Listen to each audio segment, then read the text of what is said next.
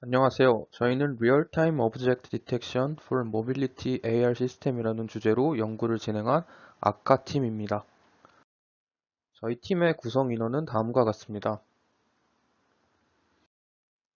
현재 차량에서 사용되는 HUD 시스템들은 GPS 혹은 센서를 사용하는데 각각 한계점들이 존재한다고 할 수 있습니다. GPS를 사용하는 HUD의 경우 GPS의 위치 정보만을 사용하기 때문에 정보가 실제 물체의 위치에 맞추어 표현되지 않을 수 있습니다. 센서를 사용하는 HUD의 경우 차량에서 일정 거리 내의 물체만을 인식이 가능하다는 뚜렷한 한계점이 존재할 뿐만 아니라 정보원 자체가 많지 않아 제공 가능한 정보 또한 제한적이라는 점이 있습니다. 저희의 연구 주제는 이런 HUD 시스템을 개선한 다음과 같은 모빌리티 AR 시스템을 구현하는 것입니다. 카메라를 이용한 비전 AI를 통해 차량 주변의 건물, 물체를 인식하여 기존 HUD를 보완하고 동시에 운전자에게 더 많은 정보를 제공합니다.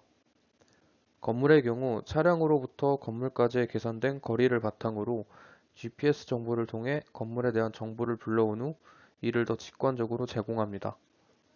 건물의 GPS 정보로는 얻을 수 없는 차량 근처의 보행자, 표지판 등의 다양한 정보를 알 수 있게 합니다.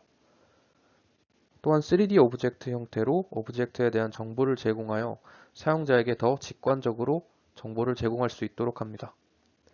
이렇게 제공된 정보를 통해 운전자의 상황 자극을 보강하는 등의 결과를 얻을 수 있을 것이라 예상됩니다. 사각지대의 사람을 인식, 화면에 표시하여 교통사고를 방지하는 등의 예시가 있겠습니다. 구현을 위해 사용된 것들은 다음과 같습니다. 촬영을 위해 다음과 같은 일정 거리 이상 떨어진 두 개의 웹캠과 그 중간에 GPS 모듈이 부착된 형태의 기기를 자체 제작, 사용하였습니다. 두 웹캠은 캠으로부터 오브젝트까지의 뎁스를 계산하기 위해 사용되고 GPS 모듈은 건물 인식을 위해 사용되었습니다. 물체 인식을 위한 비전 AI 모델로는 YOLO V8이 사용되었습니다.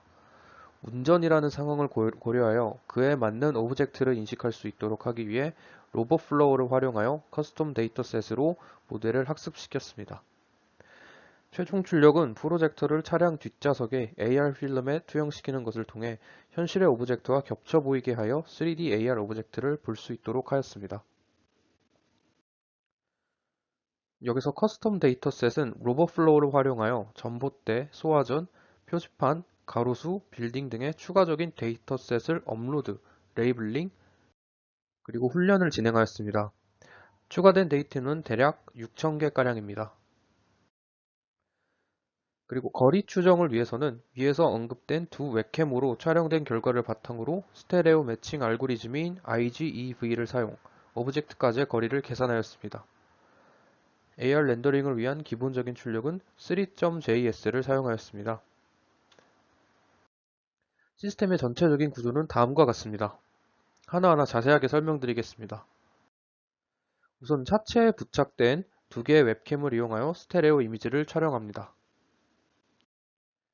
이후 시점 차이를 이용한 IGV 모델을 통해 각 픽셀까지의 거리를 계산, 이와 동시에 욜로 모델을 통해 건물, 사람, 표지판 등 운전 중에 도움이 될 수 있는 물체를 찾아 인식, GPS 위치 정보와 건물의 위치 정보를 사용해 건물 인식이 가능하고 해당 건물의 이름을 추정할 수 있다면 건물의 이름까지 AR 그래픽상으로 투영합니다.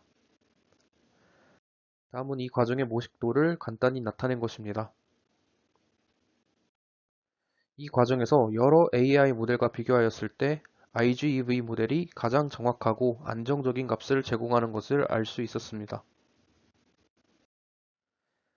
마지막 과정으로 인식된 오브젝트에 대한 정보를 프로젝터를 통해 차량 뒷좌석 내부의 AR 필름에 투영하여 사용자에게 차량 주변의 건물 혹은 오브젝트에 대한 정보를 제공합니다.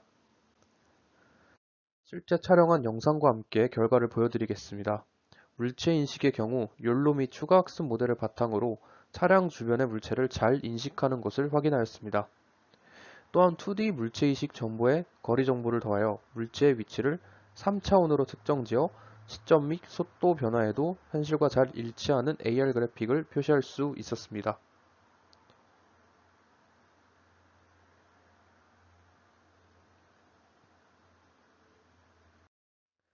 저희 연구의 결과는 다음과 같은 방법론을 통해 좀 더 계산 가능합니다.